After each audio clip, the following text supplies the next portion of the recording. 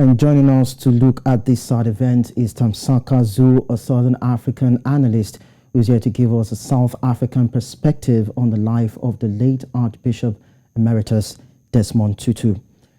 Hello, Thamsanqa. Yeah, good morning. Thank you for having me, Lekan. All right, thanks for joining us too. So then, how would you describe the death of Archbishop Tutu at this period? Well, it is a devastating blow. It's a tragic death, indeed. We know he was of advanced age. We know he was unwell. But all the same, any South African, any Southern African, any African that I'm talking to, as of this morning, is receiving the news of the passing of Archbishop Emeritus Desmond Tutu of South Africa with great sadness. But also, I think maybe later people will begin to warm up to the memories of what he has left the world with. Well, there is this general belief of a void following his demise, considering his stance as an outspoken idealist. A lot of Africans will feel same way. Now, what are your thoughts based on his ideals and outspokenness? Well, Desmond Tutu was a very rare breed. I think one thing that we have to acknowledge is what President Cyril Ramaphosa of South Africa said, which is that I think his passing is one symbol or a reminder to a lot of South Africans that he was part of a generation that is now no longer going to be around. You talk about Nelson Mandela, the Walter Sisulus, the Katradas, and then now Desmond Tutu. Of course, he was younger than the other people that I've mentioned. Thabo Mbeki's father included in that. But I think when you look at how he was able to balance, remember, he was a teacher before he joined the church, and then he was able to rise within the ranks of the Anglican Church at a time when black people had no opportunity to do that.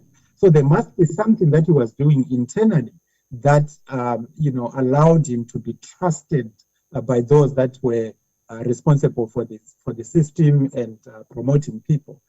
But he was able to voice or to be one of those voices within the church against apartheid. And even after apartheid came to an end, he continued to be a voice against the government for what he believed were policies that were not promoting the lives of the poor.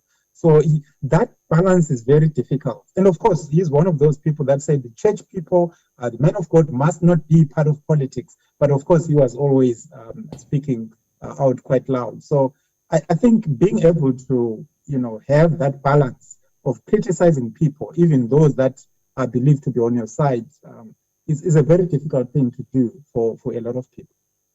Well, no doubt, Thamsanqa, that he's a man that has actually affected so many lives with so many words, so many written and spoken words in so many spheres. He has affected so many people, not only in Africa, but across other continents. But then what is actually next for South Africa concerning post-apartheid issues that he fought for while he was alive? I think you have to look at it in so many ways.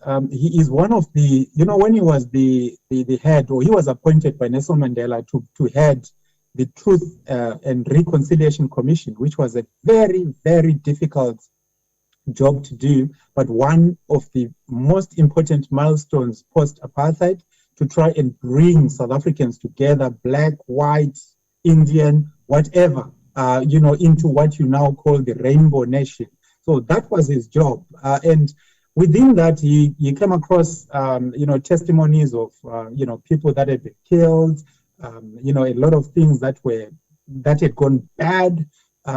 So he then decided to continue being that moral voice even after he retired from the church. So he was fighting, all these social issues, the economic issues, criticizing Thabo Mbeki's government, Jacob Zuma's government, and even issues beyond the church itself. When you talk about the issues of homosexuality, his views, which then became very difficult when he had to deal with those same issues within his own family.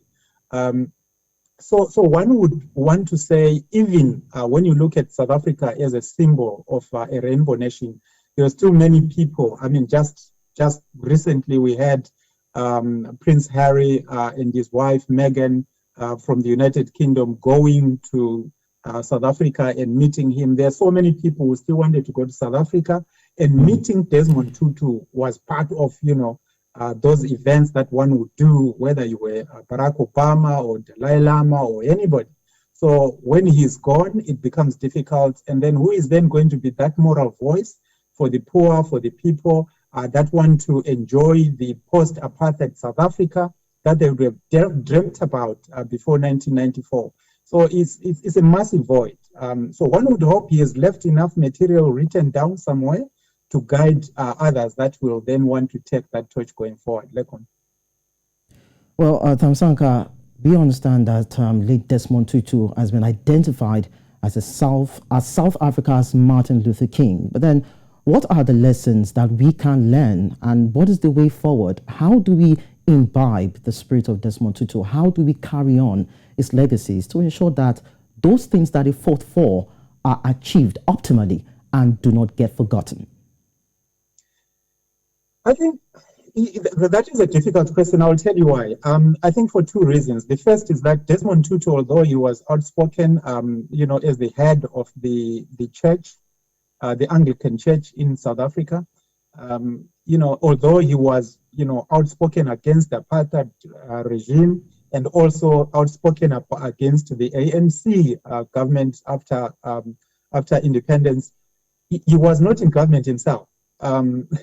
So it would have been easier for him to say he disagreed with certain things, and he continued to be that moral voice.